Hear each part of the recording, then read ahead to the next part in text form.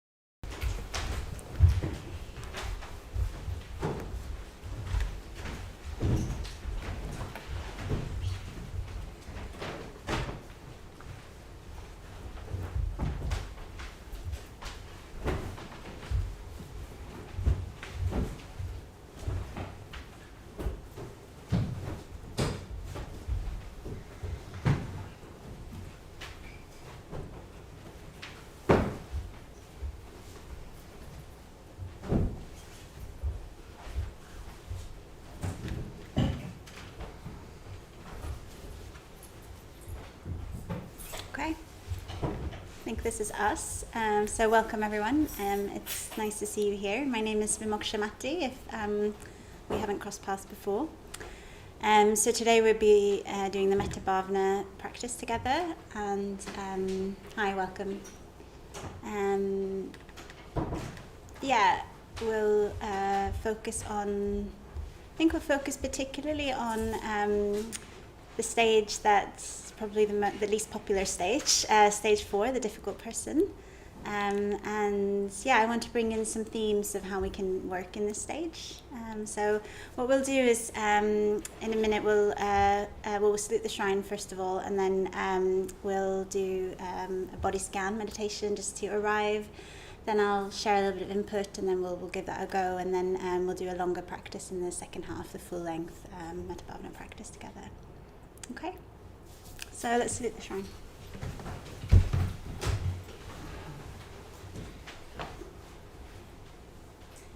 Namo Buddhaya. Namo Buddhaya. Namo Dharmaya. Namo Dharmaya. Namo Sanghaya. Namo Sanghaya.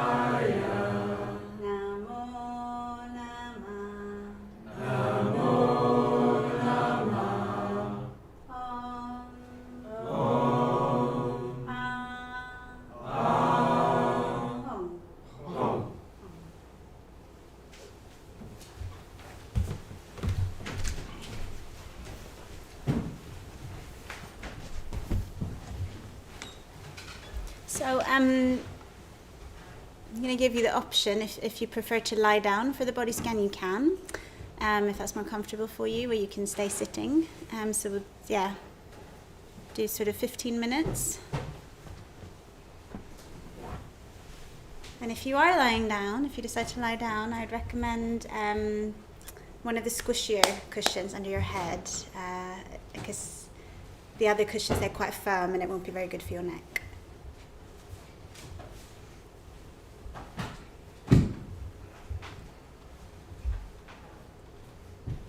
Okay.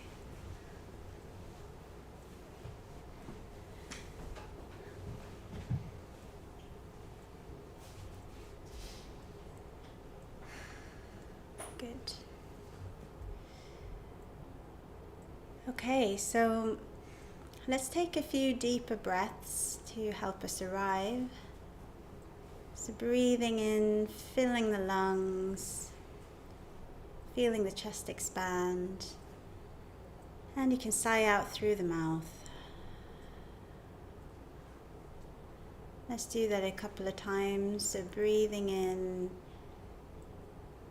filling the chest all the way down into the diaphragm and the belly, and big sigh out on the out breath.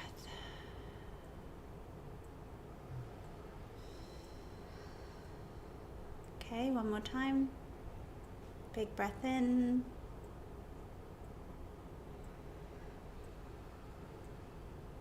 And big sigh out through the mouth. And as you sigh out, you can just allow your body to drop down into the support underneath you. Just imagining that you're letting go of the day that you just had.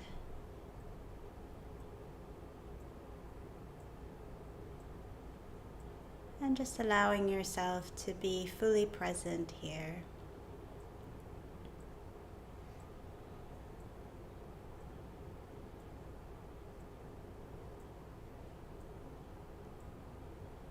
So seeing if you can surrender a little bit more of your weight down into the support.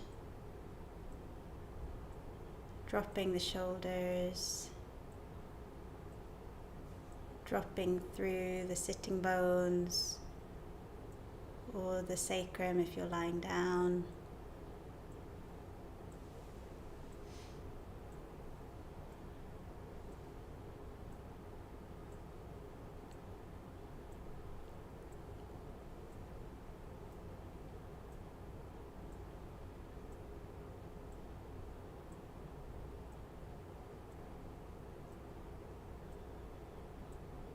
Noticing how you are, what you're arriving with.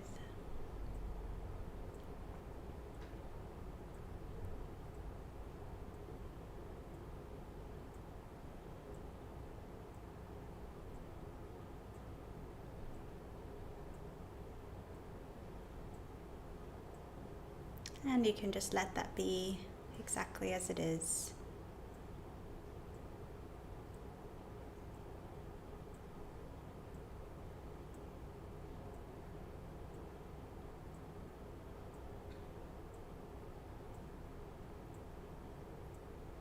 And so I'm just going to guide you through the body.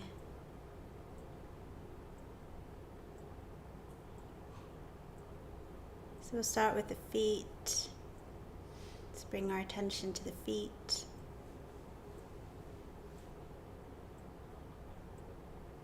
And we can feel the soles of the feet. Maybe they're resting on the ground if you're lying down, or maybe they're exposed if you're sitting up.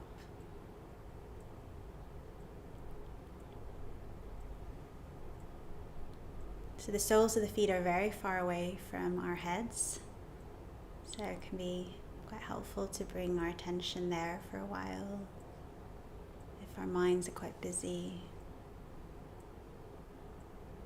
Just feeling the sensations here.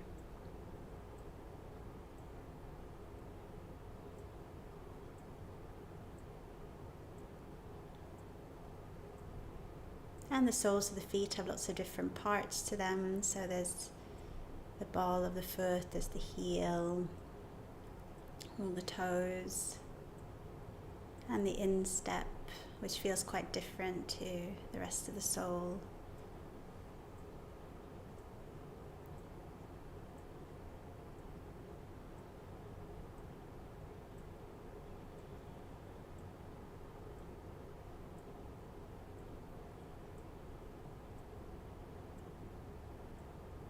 And let's feel into the inside of the feet.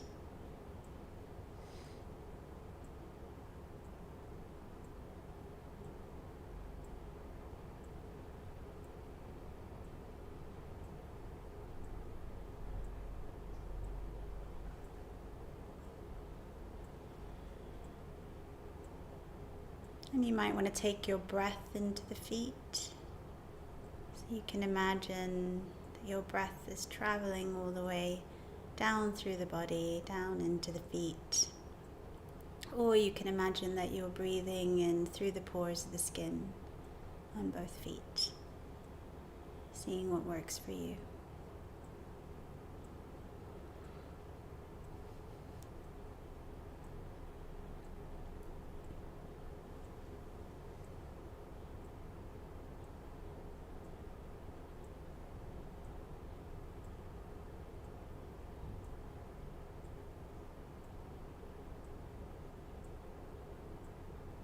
So let's move up now into the lower legs.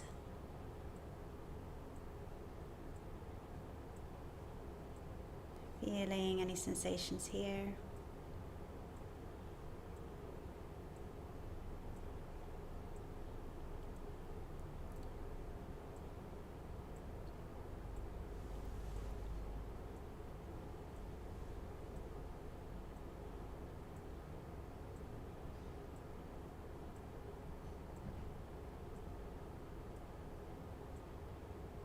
And coming up into the knees, the knee joints, and the thighs.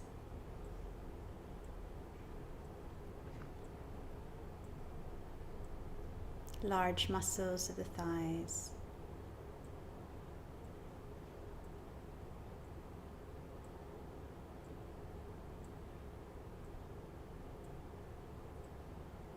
And let's take the breath to both legs, including the feet. Breathing into them on the in-breath. Breathing out from them on the out-breath.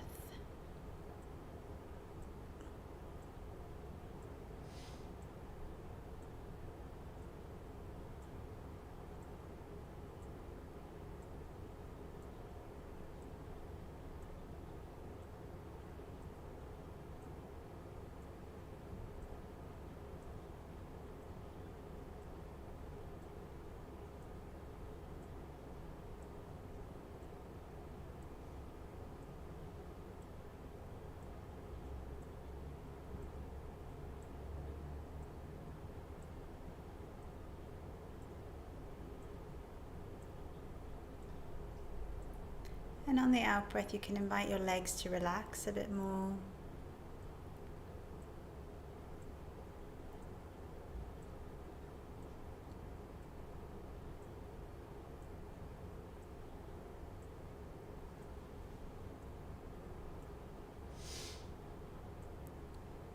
And let's move up to the buttocks and the pelvic area. Feeling into this part of the body.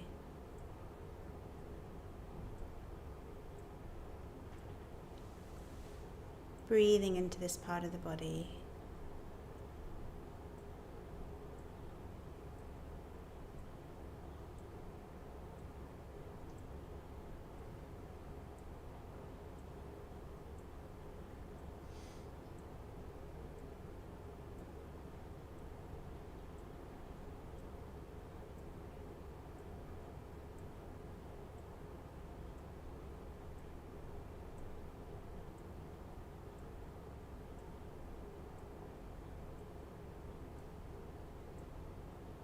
And keep softening on the out breath.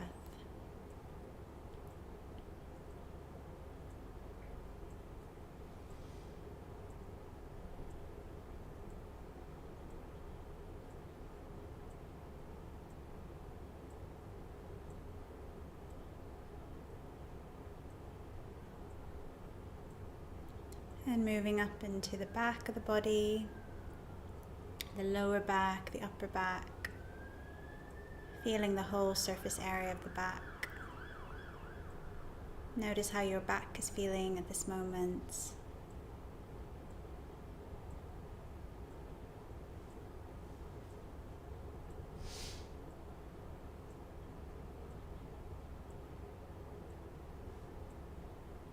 And we can use the breath to almost massage the back, so feeling the expansion from the back of the lungs with each in-breath, creating space in the back, and with each out-breath, inviting the shoulders to drop a bit more,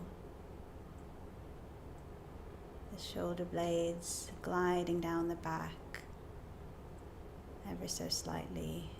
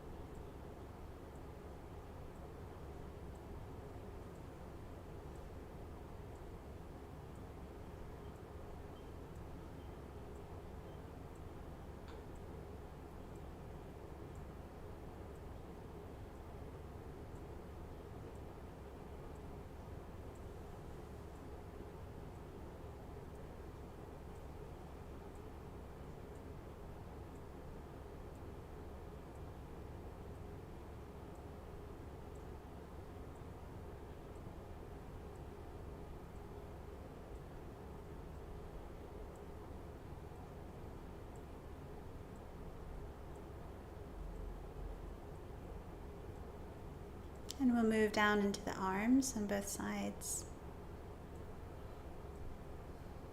Upper arms, elbow, lower arms,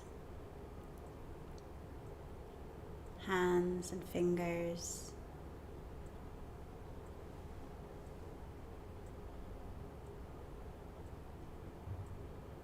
Maybe spending some time with the hands.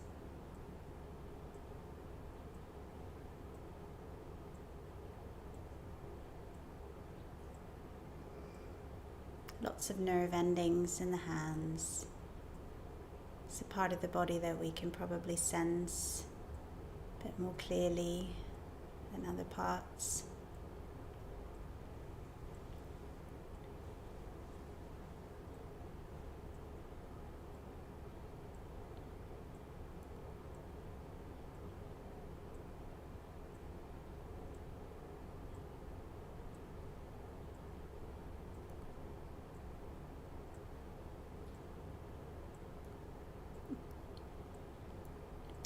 And let's take the breath to both arms and hands. So imagining that you can breathe all the way in, down into the fingertips, and out again with the out breath.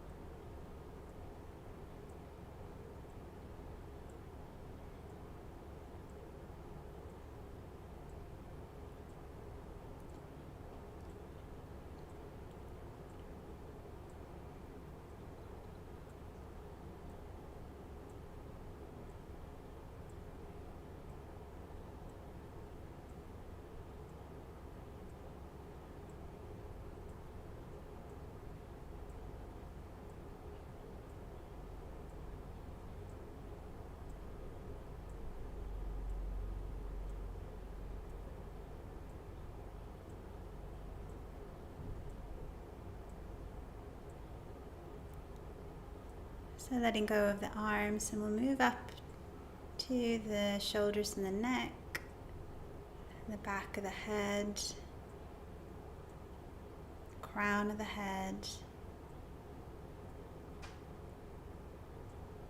and the face. Feeling into the face from the inside.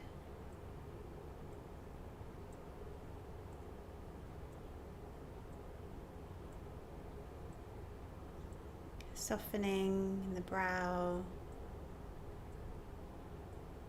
softening around the jaw.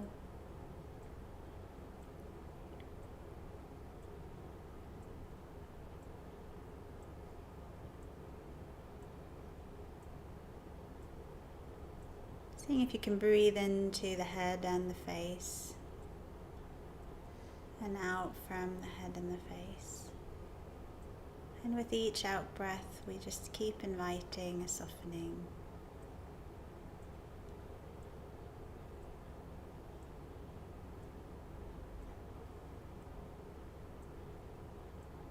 The face and the muscles in the face is a very good indicator of when we are either trying a bit too hard in meditation or we're resisting something.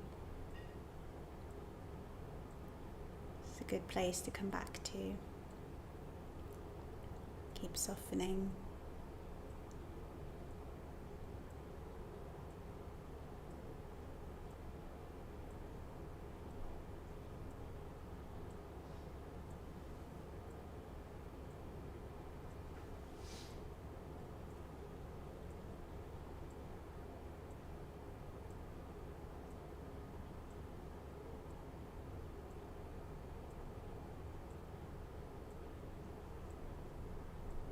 And let's come down from the face, through the throat, down into the torso, and the chest.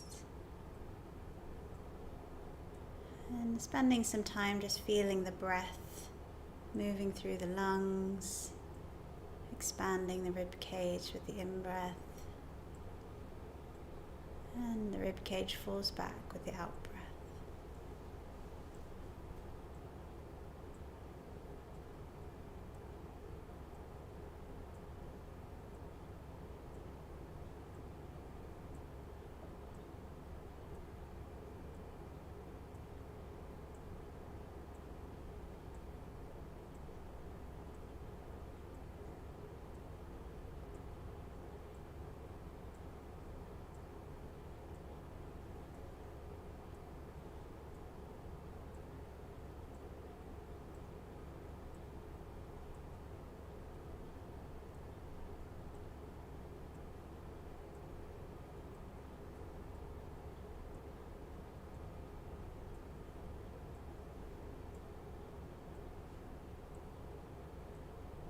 And we'll finish in the belly,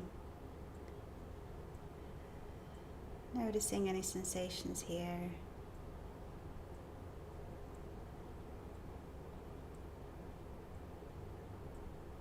Feeling the movements of the lower belly as you breathe in, as you breathe out.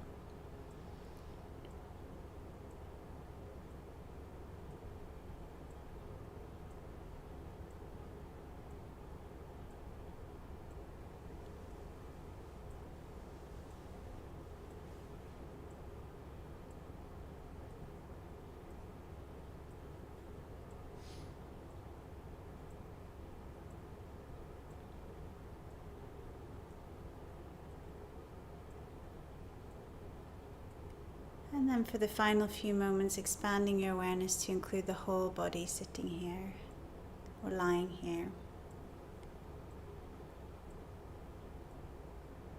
Feeling the whole body alive and breathing.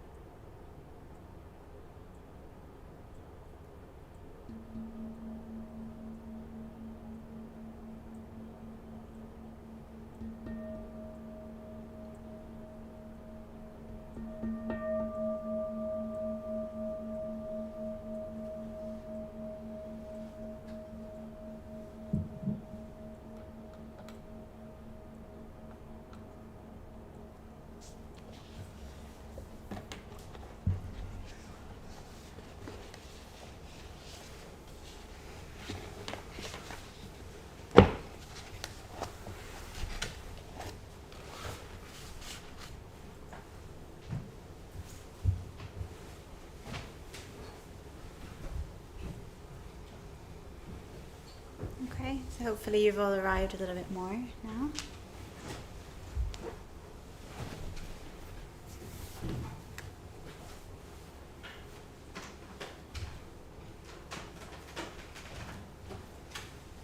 Okay, so feel free to come out of your meditation posture. I'm going to talk for a little bit before we meditate again, so just save your knees for later.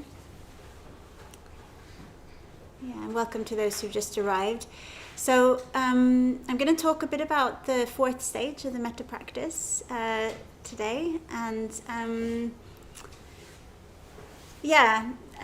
there's lots of different angles we could come at when we want to engage with feelings of metta for a person that we're finding difficult. I'm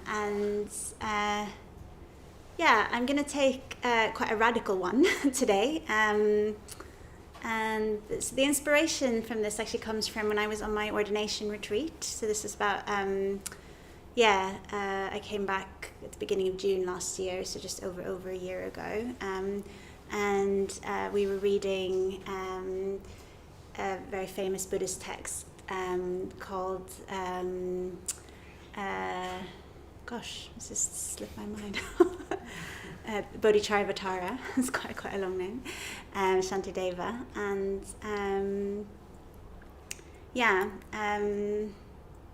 Shantideva is a famous Buddhist monk and scholar from I think it was he lived 12th, 13th century or something like that in India. I think what's really radical about Buddhism and what kind of stuck out to me in his writings is if you really want to practice a spiritual life, there basically isn't really much space for anger and impatience and acting out of those mental states. And he kind of goes on to say, even if we're provoked, so we will go about life and we'll encounter situations that are difficult and people that behave in ways that are challenging. Even then, it's an opportunity to encounter our own kind of negative mental states and work with them. So he brings in this perspective that actually the people that we find difficult, they provide opportunities for us to practice. They provide opportunities for us to see our own negative mental states and to become more aware of them. If we surrounded ourselves with people that we found pleasant and that we found easy and that didn't trigger us, we wouldn't be confronted with our own minds, because our negative mental states, our ill will, our anger, our irritation with other people, that's our own, right? So it's not, other people aren't kind of making us feel that way. Our minds are reacting to the world in that way. That's kind of the Buddhist perspective. So if we were to surround ourselves with people that just made us feel good all the time, we wouldn't according to Shantideva, according to this approach, we wouldn't actually come into contact with, we wouldn't have an opportunity to really look at those states of mind that get triggered when we face adversity, when we face difficulty, when we face people that we find challenging. So I'll read a little bit from. There's a couple of quotes in this book which might be helpful. So, since my adversary assists me in my bodhisattva way of life, I should long for him like a treasure discovered in the house and acquired without effort. So that's quite radical, isn't it? So I should long for my adversary like a treasure discovered in the house and acquired without effort. So actually, a treasure has been presented to us without any effort on our behalf. We haven't made any effort to move towards this, but there's an opportunity. There's an opportunity that's been presented to us. So it's quite challenging. I find this quite challenging to read and to think about. And then he says, patience arises only in dependence on that malicious intention, so he alone is the cause of my patience. I should respect him just like the sublime Dharma. So if we don't find ourselves in situations where people trigger us, or situations,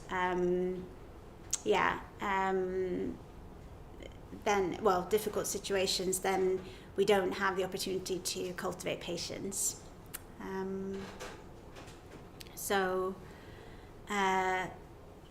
We could see it, it's very easy, isn't it, to think when we have a difficult encounter that shouldn't have happened and that they shouldn't have behaved like that towards us, or I think that's probably the default for most of us. But another way of looking at it could be something like, okay, well, actually this is an opportunity for me to practice patience, because we can't actually control other people, and we can't control when people are going to behave in difficult ways towards us. Whatever we do, we can do everything right. We can go full in on the people pleasing, and there will still be people who dislike us, people who we find difficult for different reasons. It's a very strong kind of pull of the mind, isn't it? So I was reading some of this material earlier in preparation for the class, and then I went off and I went to a meeting, and kind of in this meeting found one of the people in the meeting quite challenging, and then immediately after, I found myself walking away from the meeting thinking, I just think this person should just leave the team. Like, why is this person on the team? I don't want this person to be on the team. So the mind will, as soon as we find something difficult, the mind will immediately go towards, how can I get rid of that difficulty in some way? Very quickly, it will or how can I kind of, or it might rehearse, why that's... But then I kind of remembered this. I was like, oh no, but this is what you were meant to be teaching today. So I kind of thought, okay, well, what would be a different way of looking at this? And then I kind of I sort of tried to turn it on its head a little bit. And I'm like, okay, well, what can this person teach me about myself in this moment? And what I could kind of see was that, so I felt that some of my ideas had been shut down a bit by the way that this person was communicating. And in my head, when I walked away from the meeting, I was actually shutting him down quite a lot. Like, I was kind of dismissing him and his perspective. I didn't say it out loud in the moment, but I was doing exactly the same thing in my mind. So I'm so angry and annoyed at him for doing that, but my mind does the same thing. I want my ideas to be heard. I want to sort of... I want the same thing that he does, and I have ways of going about it that are also the same, and I might not choose to act them out in that moment, but that's still something that my mind produces. There's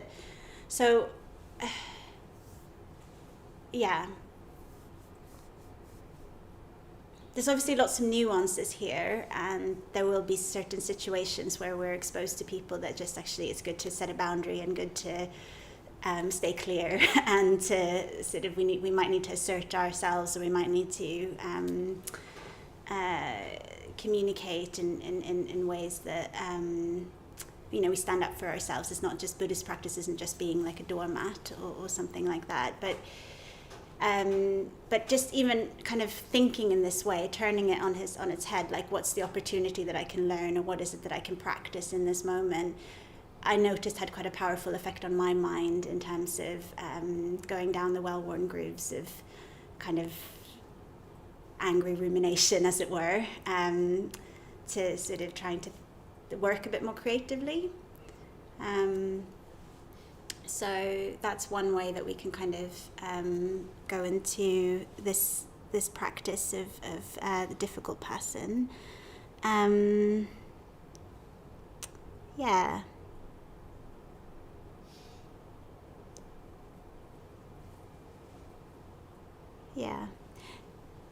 So we can think of the difficult person, and we can think of all of life actually as a collaborator for us on our spiritual journey, because we can't control life, we can't have everything as we want it to. We will run into difficult situations, things will happen that we don't want, And do we see these things as like adversaries, or do we see these things as opportunities? I think that's kind of one of the key questions that we need to contemplate if we want to live the spiritual life. Like, can we turn these things and see them more as opportunities? I'll share another story, and then we're going to do a bit of practice. But a few years ago, I was cooking on a retreat, and we were a cooking team of a few people, and one of the other cooks, I didn't know her from before, but I just kind of got the sense that she didn't like me from the get-go. And and I was kind of like a sort of situation where it felt like I just kept triggering her, but I didn't know exactly what I was doing to do that. I think anyway, I won't go into the details of why that was, but one day we were in the kitchen together, and I moved a pot, which I didn't realize she was using. I just kind of moved the pot, and she stormed out and was like, "Oh, I can't do this." And I was just so furious, because I was like, that's completely an unreasonable response to me moving a pot that I didn't know if she was using or not. And I just kept on like, and then she was telling the whole team that I was just really difficult to work with. And I was like, what have I done? I don't know what I've done. And I was finding it really hard that I felt like I was being disliked for no reason, or I wasn't sure what I was doing. And we were also in silence, so I felt like I couldn't really defend myself either, and I couldn't really like sort of say no, but this is what I. So it was really, I found it really difficult, this idea of like, like the people might have the wrong understanding or the wrong idea about me, and I can't kind of stand up for myself. I can't, and we were on retreat, so I was like, well, I need to work with this. I can't just sit every single meditation and just go on like a sort of anger train in my brain about how unfair this was. And so I was working with my mind. I was trying to kind of bring metta to the situation. It didn't, entirely work. But then we had a ritual one night, and we were doing the Padmasambhava mantra, which is quite a strong, it's quite a strong sort of Buddhist ritual practice. And I sort of looked at her. I thought I could see her through on the other side of the room, and all of a sudden I just had this thought: oh, you could just love her. And then my emotions towards her just transformed completely, and I just decided that I was gonna move towards her. It didn't matter who was right or who was wrong or what the story was. I was just gonna I could just love her, basically. That was the kind of the voice that came into my head. And then I was absolutely fine after that. Like I actually felt quite elated, and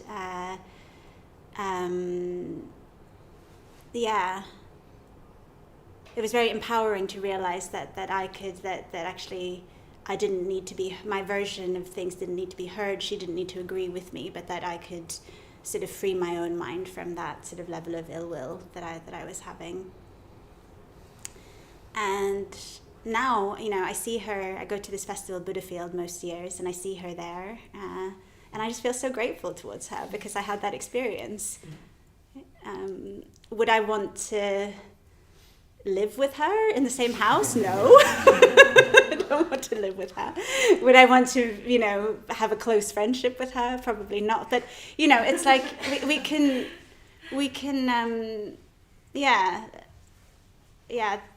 I hope this story illustrates something about we have the power to, within our own minds, to let go of states of suffering that we feel are caused by other people. Like we can sort of, we don't have to be a victim to those. Yeah. And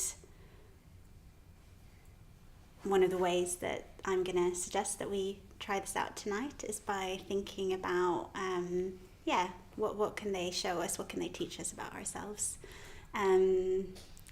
Got my friend Graham here, who's sitting just here. So we both work in psychotherapy, and sort of one way that it's particularly the way that one of the ways that we think about it in psychotherapy is that things that we don't like about other people, it's actually like more shadow qualities of ourselves that we might be kind of reacting to. So that's another way that we can think about it. So if there's something that we don't like in someone else, it's probably something in ourselves that we haven't really accepted or we don't really like in ourselves. So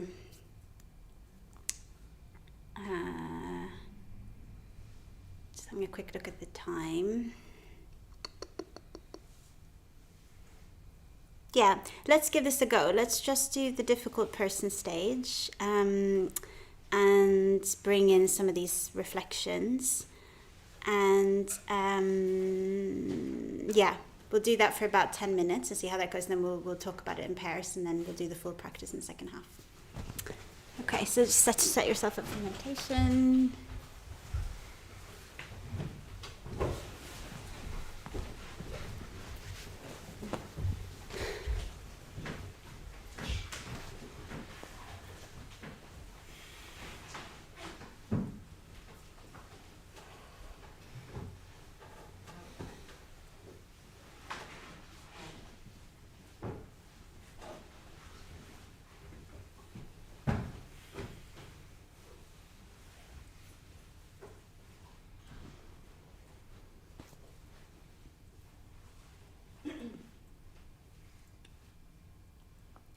So we'll skip all the other stages and go straight to the fourth stage.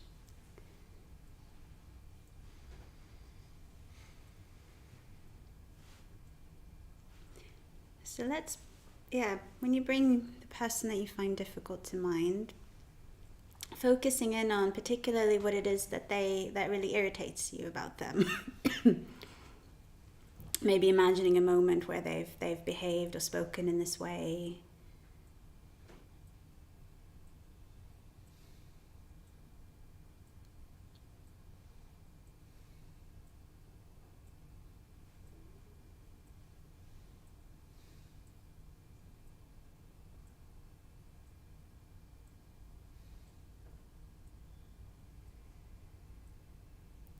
And you might notice you feel some anger, irritation, or frustration arising, so just allowing that's coming up.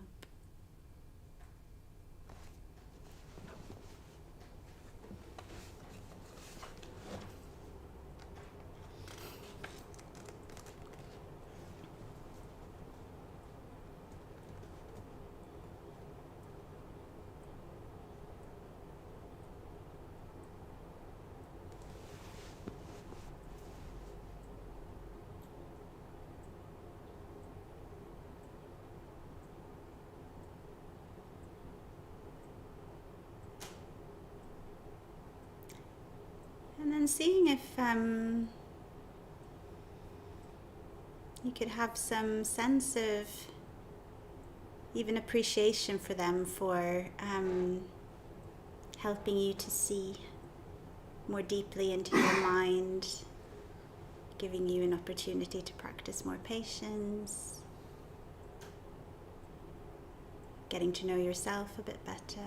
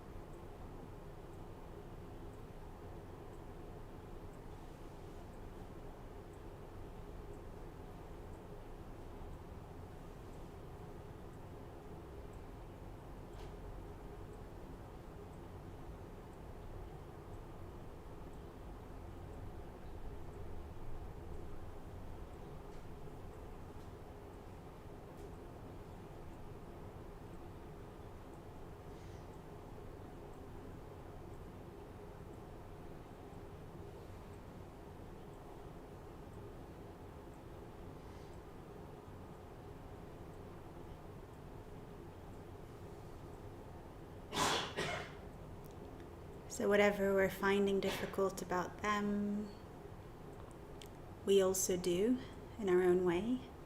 Whether we express it or whether we don't express it, we also have the roots of suffering, greed, hatred, delusion in our own minds and hearts. And they are here to help us see that a bit more clearly, to give us an opportunity to work with our own irritation, our own anger,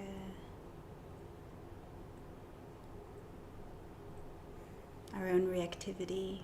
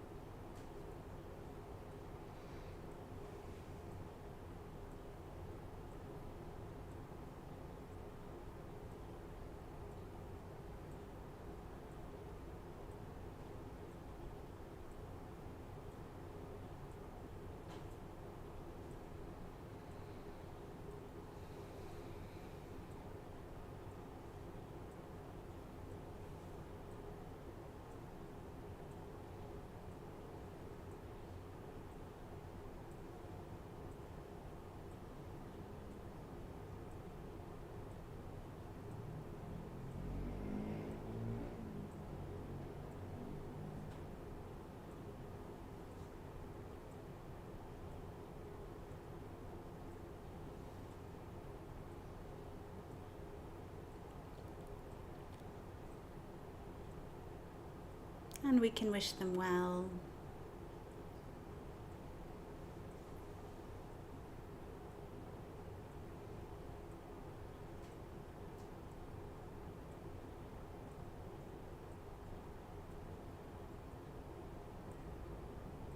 We can wish them happiness.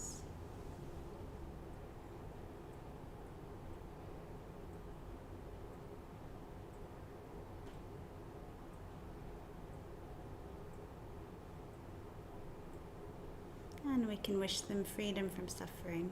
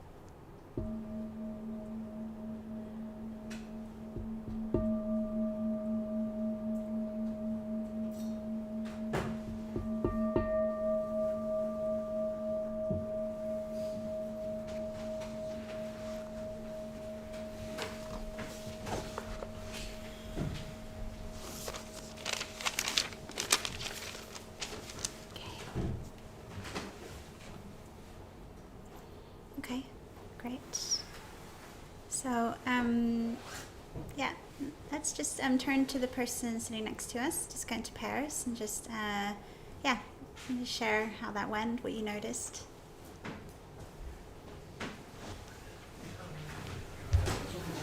Nice.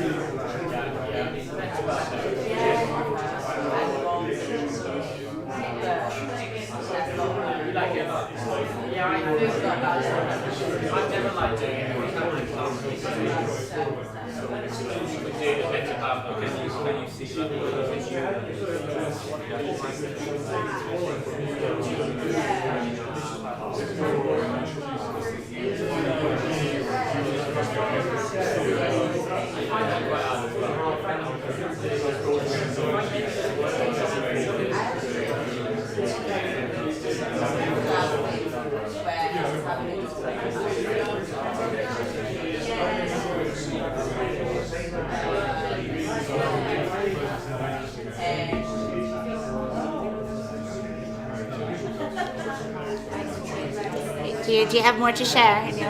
Yeah? Okay. So just another minute or so and then we'll finish up, yeah.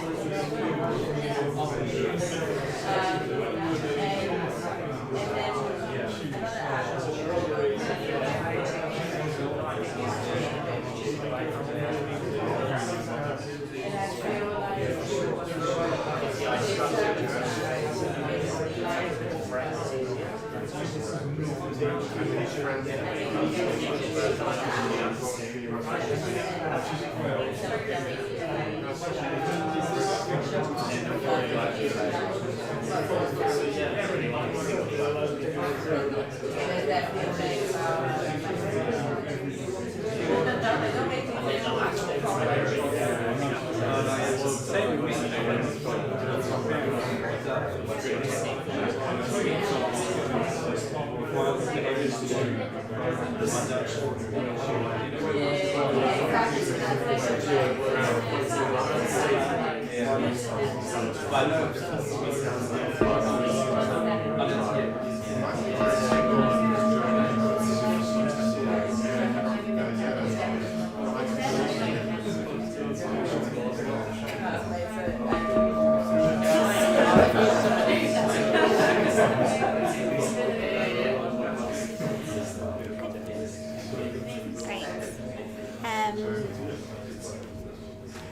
So that's all we have time for in this half. So you can continue your conversations into the tea break if you want to, and this will be a quiet space. And then, we'll come back in the second half, and I'll say a little bit more, and then we'll do the full 5 stages. Okay.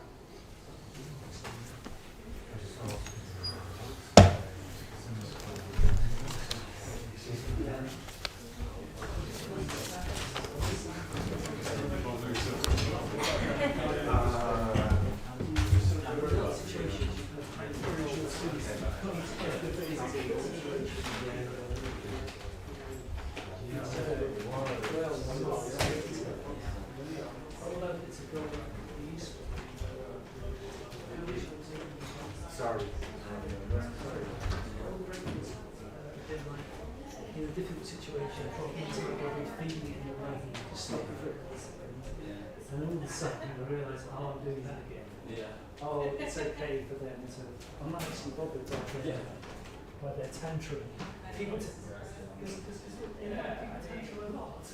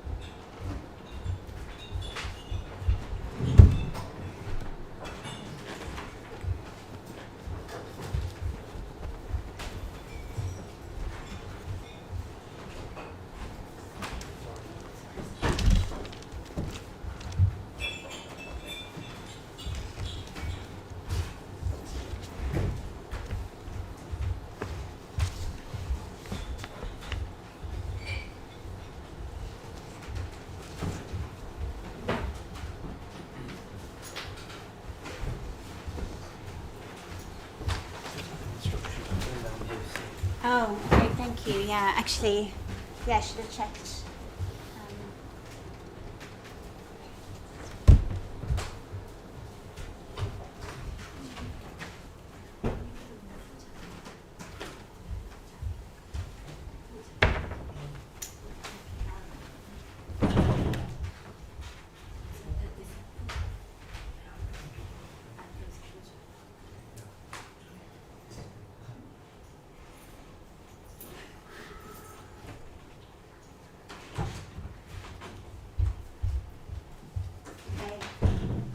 Everyone okay temperature-wise? Yeah. Okay, so it would be really good to hear,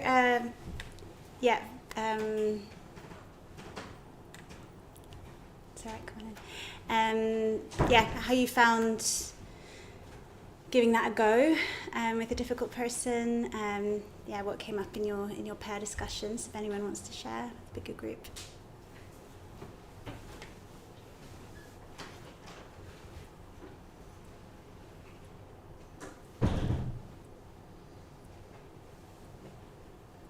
Yeah. I thought it was really interesting. I was asked the question, what was it in that person that I thought made it difficult, and whether it reminded me of anything to do with me. Mm-hmm. And it just brought me back this dream that I had a couple of days ago, which was about a kind of around the intolerance of people being weak and vulnerable. And I kind of related those two things on the spot. I actually hadn't really come to that conclusion, but it's interesting to think about how those two things link together, and the dream and the metta and the choice of the person and my annoyance of the person. Yeah, really interesting. Yeah, does that change or shift how you feel towards the person? Because it's part of a bigger thing that I'm working on at the moment, which is not about my relationship with this colleague. It's really about my relationship with myself. Yeah, great. Yeah, nice. Thanks for sharing. Yeah. Anyone else? Yeah. I felt like because it's the same person, it's someone who I feel wronged me. And it's the same person who's come up as number 4, for months. Right. And even sort of to the extent they sort of crash my net apartment sometimes, they're just there. And so it's someone who obviously, along with what you're saying, someone who I have a lot in common with. We collaborated on something brilliant together. And where my feeling towards them is around the acknowledgement for the piece, for the work. And I suppose from today's reflection in the meditation, it was a sensation of quite a strong sensation of something that she said to me, which was there's no room for me in this collaboration. She put that back at me, which was really unusual, because I didn't really expect that, because you take up so much space. And it was sort of reflected back, because I've always thought her behaviour was based in some way, I suppose, in reflection is on an insecurity. And I feel as though I'm also I'm wanting to be accoladed. And this is something which is sort of a sensation, I suppose, as she is. So it's kind of we're actually both. It's almost we're both sort of. You both want to be heard. You both want the space. We're in Titan realm, basically. Yeah. It's art world, Titan realm. Yeah. And I can see that. So but it still remains. I was describing it as it felt very clinical. The meditation before it felt really clinical. And still, I would admit, it's still an impasse. It's an impasse because the behaviour is inappropriate. Yeah. Interesting. But my feelings are so strong, and on an emotional level as well. And so it's just. Yeah. Thanks for sharing that. And I think there's like I said before, there's loads of ways that we can work with a difficult person, and something that I've taught in another class, I think a few months ago, is I mean, and it's really key, I think, is also having, I mean, we have compassion for our own response as well, like in all of that, right? So and that can help us have compassion for the other person too. So you know, like you're saying, if the feelings are really strong and it's really difficult, maybe we just have to start there and kind of feel and be compassionate with those feelings. Yeah, and then I suppose maybe the reflection from that could be something like, okay, well, I appreciate that she's shown me today that I'm in the Titan realm with her, that this is also a potential of my own mind that I want to look at, and that doesn't mean that she's appropriate, or it doesn't mean that you know, so the person can still be wrong, or like, actually wrong is a label, isn't it? It's quite like a fixed label, but it's like that the other person can still be behaving unskillfully, but we can still learn something from the situation about ourselves. So it's sort of, yeah, this way of working is a bit like, okay, well, yeah, I appreciate life for showing my mind up to me, if that makes sense. yeah. But yeah, thank you for sharing that, because I do think so there's different levels of difficult people, right? There's some people that you know, that sort of minor irritation, and then there's people that we really get into something with, right? And it goes on for a long time, and yeah, sometimes we need to spend a bit of time with those feelings. Yeah. Anyone else? Yeah. Something that might relate to this is, when thinking about this, I was thinking about a colleague I find particularly difficult, and there are some behaviours that I find hard to empathise with, and I find frustrating. In the meditation, I was sort of struggling to come to terms with a sense of metta with it. So I started to strip back all the particulars and to boil it down to what is, if you remove all the particulars, what is the simplest thing that they're doing that is annoying me. And in this case, it's a sense of sloth and a sense of, you know, not being put under a weight, but ultimately it is sloth. So at that point, you can, well, I sort of thought about, okay, are there times in my life where I would blame myself a bit? And obviously, once you strip all the particulars back, you can relate to any of these basic human faults, because we all have them. Yes. And at that point, I found it easier to connect with meditation and actually have some sense of metta towards her by feeling closer to this, by removing all the circumstances. Yeah, nice. Yeah. So that sense of, like, sloth, like, all of us have that. You have that. Yeah, exactly. That sense of mirroring. Yeah, that sounds really creative. Yeah, thanks for sharing that. Yeah, it's so easy to get so caught up, isn't it? Like, oh, but they did that and they said that. Like, it was sort of, yeah, sort of good to get down to what is it actually? What's the crux of it? Good. Yeah, anyone else? Maybe time for one more person, if someone else wants to share.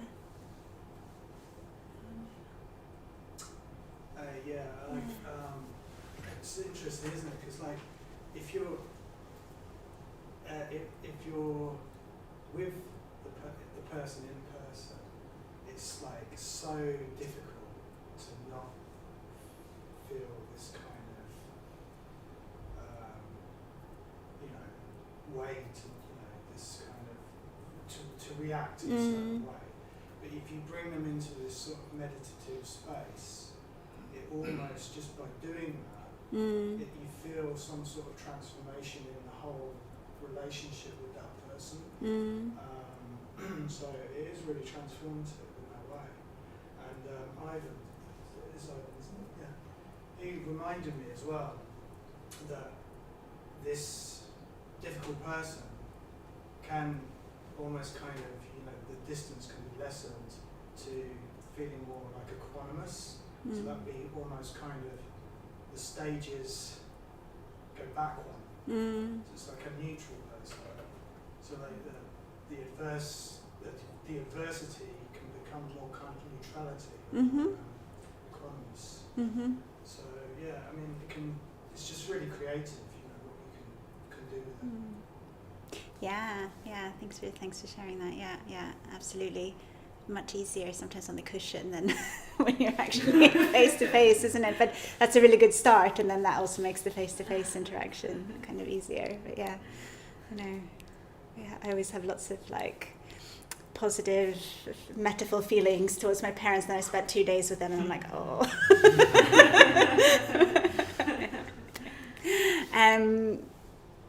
Okay, so I've said quite a lot already, and I want to give us time to meditate. But I suppose I just want to take this a little bit further than just the difficult person, I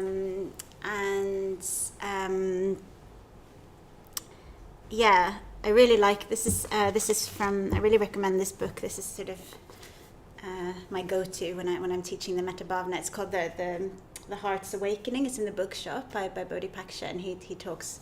There's lots of little reflections on different metta practices that we do. So I really recommend that. But there's a quote in this book which I've taken out, which is, "All people and all circumstances are my allies." So we might not feel like that. I feel like a lot of the time I don't feel like that, but but also sort of kind of thinking about if I really adopted the Buddhist vision, if I really saw life as it was, then everything that happens to me is an opportunity for growth. Everything that happens to me is an opportunity for seeing my mind more clearly, there's an opportunity for working with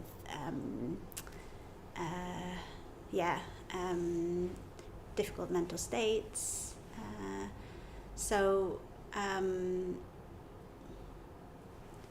Even though it might not always feel like that, adopting that as an attitude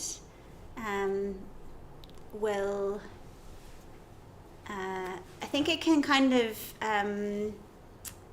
make the difference between what's kind of, I'm going to use I like post-traumatic stress versus post-traumatic growth. What the difference is between those two things. It's what attitude we adopt to them and how we see things. So obviously PTSD is it's a diagnostic thing, and there's sometimes we can't help, but we experience really traumatic things, and we experience those things. But I think if we think about difficult life events or difficult things that happen to us, so maybe to just share something a bit more personal, I've been having some difficulties with my health. I've had like an ongoing cough for 6 months, which I don't really understand why I have it, and it's been sort of a couple of other things, which is very unusual for me, having had like a very good immune system for my whole life and being able to really rely on that. And sometimes I can feel really exasperated by that because it's not within my control, and it feels like I think I'm like fully well, and then I have a bit of a crash again, and I don't really understand why, and it can be really frustrating. And I get into this sort of ego-based, like, I just want my body to do what I want it to do and when, and like, but if I step back from that and I adopt kind of this way of looking at it, what I'm really having to learn through this process is to listen to my body much more than I have ever had to do, and to learn to really pay attention to pacing myself, learning how to manage my energy better, kind of actually having to, I can't get away with overriding to the extent that I have, or doing as much as I do. So I think there's all these like possibilities for learning in adversities that we sometimes miss by focusing on, this shouldn't have happened, it shouldn't be like this.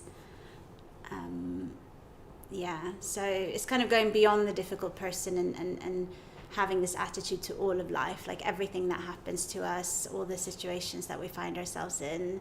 And we can, if we think about the Metta Bhavana practice, we can kind of extend that to all people everywhere. So our friends, hopefully they are our allies anyway, but sometimes they might always feel like our allies, but maybe they're teaching us something about ourselves as well. Yeah, and also like, you know, friends, what we like, what we respect in others, maybe that's something we want to develop and grow a bit more in ourselves. Neutral people as well. Yeah, what can I learn from this person? Yeah. So I'm just gonna invite you to drop that in as a reflection to your Metta Bhavana practice. All people and all circumstances are my allies. They're helping me on the path towards growth and transformation. Okay, so let's do a 5-stage practice.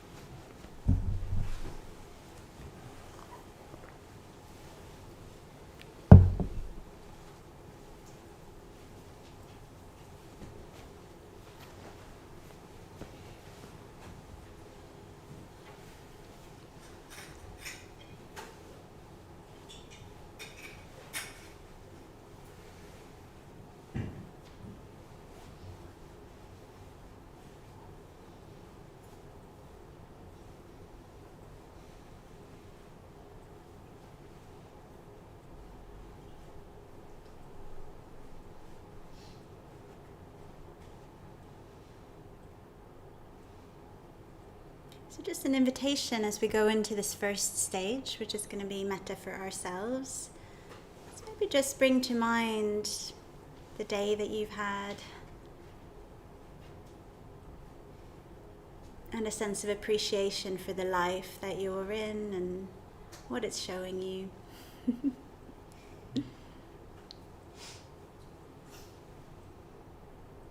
Whether we find that pleasant or not.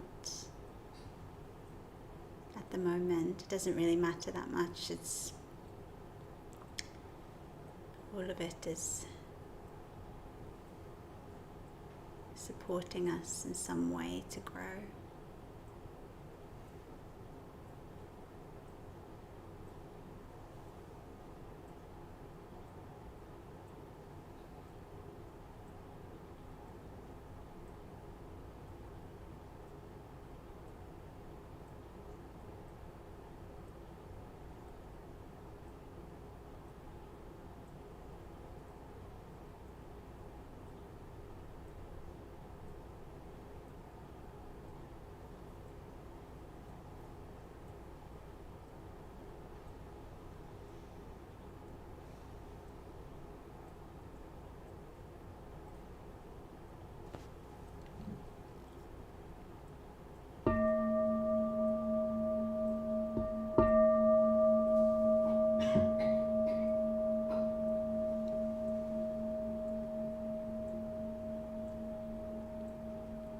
The Metta Bhavana.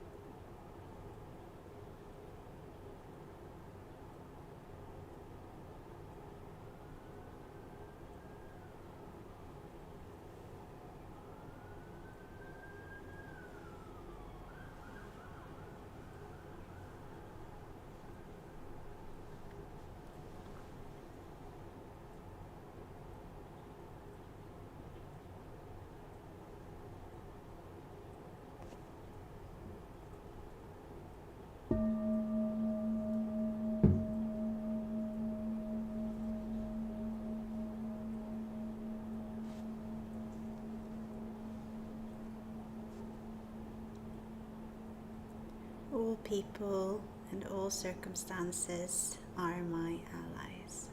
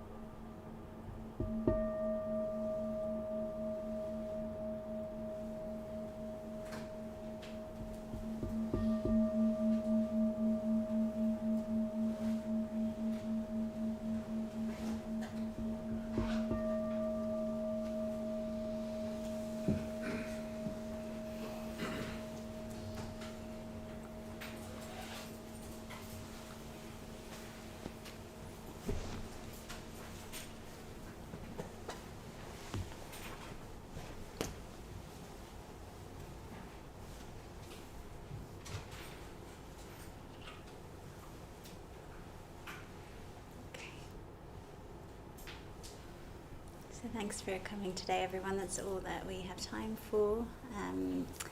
So as Aditya Bandhu was saying, there will be a full moon puja. So that will be starting in about 15 minutes. So if you want to stick around for that. In the Buddhist tradition, it's said that if you do a ritual, a puja on a full moon, then the merits are multiplied. Can't remember what number it is. Do you remember? Does anyone remember? Like quite a lot, by quite a lot. So more than double. Let's say more than double. Let's say, yeah. So anyway, so you can stick around for that. And yeah, if you haven't donated for the class yet and you would like to do so, you can do that on your way out. As we always say, we really rely on your donations to keep the centre running. So thanks in advance for that. And yes, hope to see you again soon. I think next week I'm not teaching. I can't remember who is teaching, but I'll be back in a couple of weeks. So, yeah. Thank you.